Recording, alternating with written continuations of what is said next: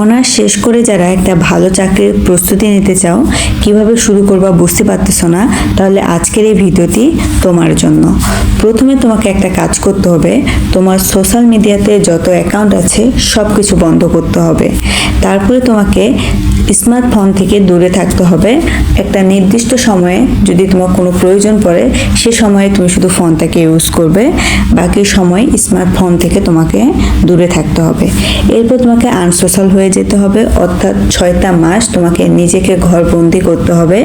এই 6টা মাস তুমি কোনো আত্মীয় স্বজনকে চেনো না, এই 6টা মাস তুমি কোনো ফ্রেন্ডকে চেনো না, এই 6টা মাস তুমি বাইরে কোনো জগৎ সম্পর্কে তোমার কোনো ধারণা নেই।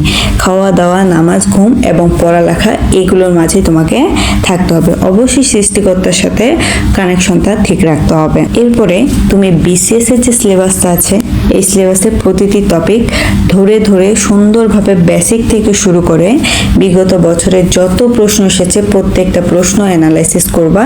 দেখবা যে অল্প সময়ের মধ্যে একটা ভালো চাকরির প্রস্তুতি তোমার হয়ে যাবে।